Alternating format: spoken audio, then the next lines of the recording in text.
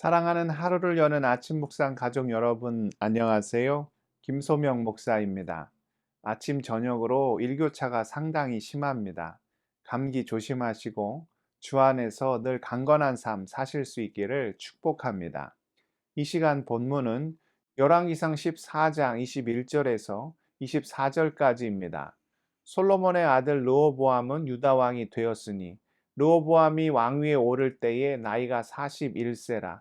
여호와께서 자기 이름을 두시려고 이스라엘 모든 지파 가운데서 택하신 성읍 예루살렘에서 17년 동안 다스리니라. 그의 어머니의 이름은 나아마요 암몬 사람이더라.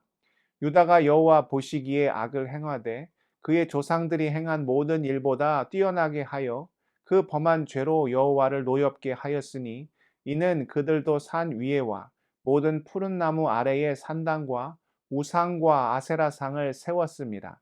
그 땅에 또 남색하는 자가 있었고 여호와께서 이스라엘 자손 앞에서 쫓아내신 국민의 모든 가증한 일을 무리가 본받아 행하였더라. 아멘.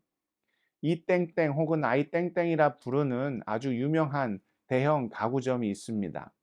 스웨덴을 본사로 하고 있는 이 회사는 대규모이고 가격이 비교적 저렴하며 소비자가 직접 조립을 해야 한다는 특징을 가지고 있지요.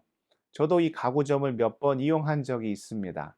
그런 매장에 가서 박스에 담긴 부품들을 직접 집으로 가지고 온 후에 하나씩 하나씩 조립하여 가구를 완성하게 되지요. 그럴 때 반드시 먼저 확인해야 하는 것이 그 안에 담긴 설명서입니다.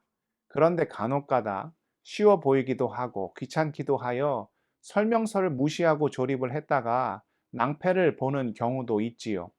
설명서 없이 한참을 마음대로 조립하고 있는데 어느 부분에선가 진도가 잘 안 나가요.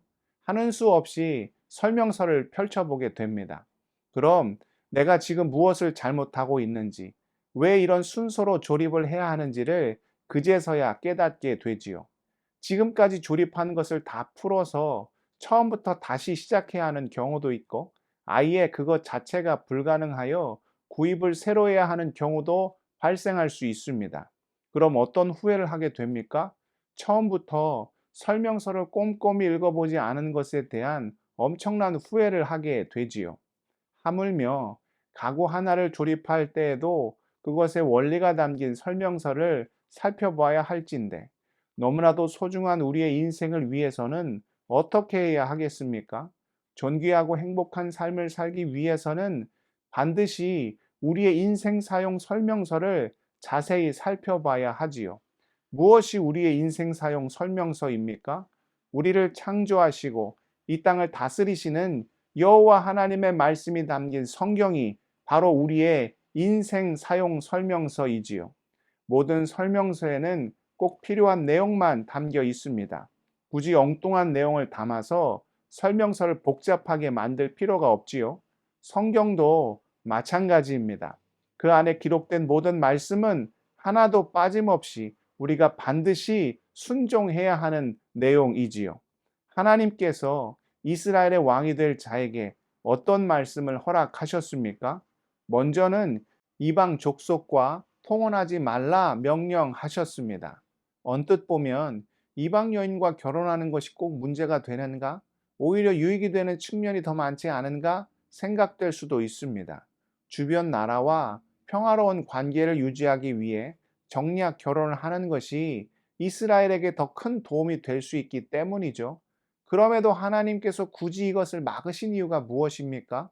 바로 이 일로 이스라엘 내에 우상 숭배라는 심각한 영적 타락의 문제가 발생할 수 있기 때문입니다. 오늘 말씀도 보십시오. 르호보암의 어머니가 누구였습니까? 암몬 출신의 나아마라는 여인이었습니다. 그녀가 이스라엘 내에 우상 숭배라는 악한 문화를 끌고 들어왔고, 그런 분위기에서 자란 르호보암은 하나님 앞에서 온갖 가증한 일들을 서슴지 않고 행하였습니다. 이 내용이 앞서 우리가 읽은 본문에 다 기록되어 있지요. 22절에서 24절까지의 말씀을 다시 한번 볼까요? 유다가 여호와 보시기에 악을 행하되 그의 조상들이 행한 모든 일보다 뛰어나게 하여 그 범한 죄로 여호와를 노엽게 하였으니 이는 그들도 산 위에와 모든 푸른 나무 아래에 산당과 우상과 아세라상을 세웠음이라. 그 땅에 또 남색하는 자가 있었고 여호와께서 이스라엘 자손 앞에서 쫓아내신 국민의 모든 가증한 일을 무리가 본받아 행하였더라.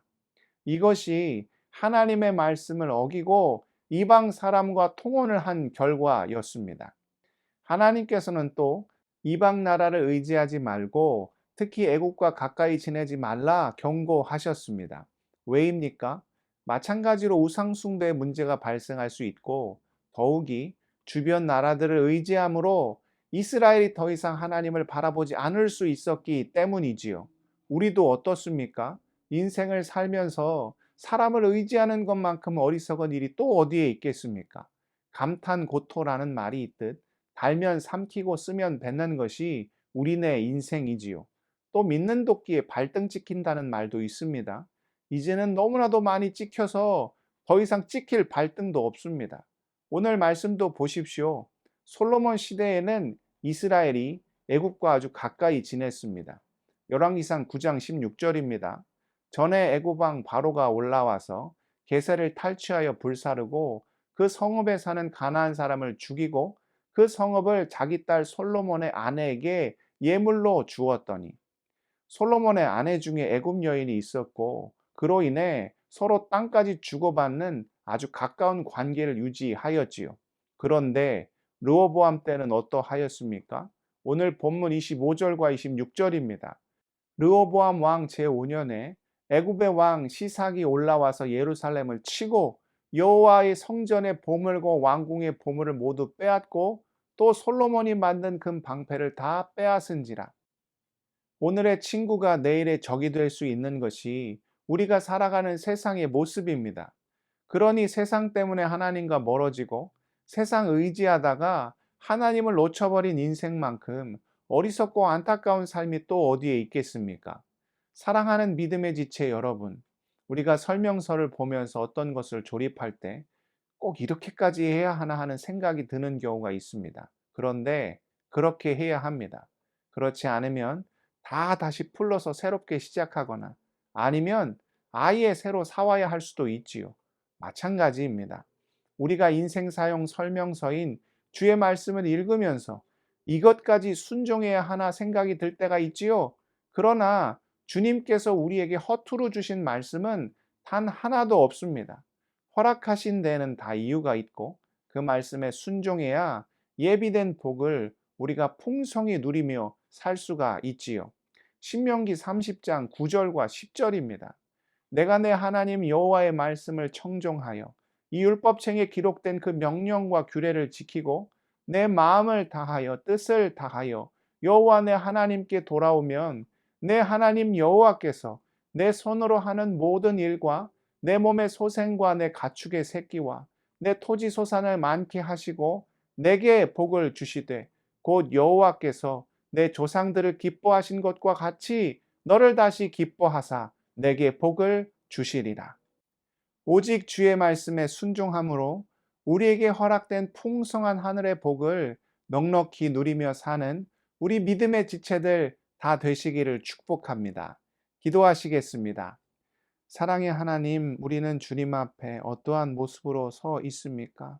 우리에게 허락된 귀한 말씀, 그 말씀에 온전히 순종하고 복종케 하여 주시고 예비된 그 주의 은혜 가운데, 그 복 가운데, 풍성한 주의 역사 가운데 거하는 하나님의 귀한 자녀들 다 될 수 있도록 우리의 삶을 지켜 보호하여 주시고 인도하여 주옵소서.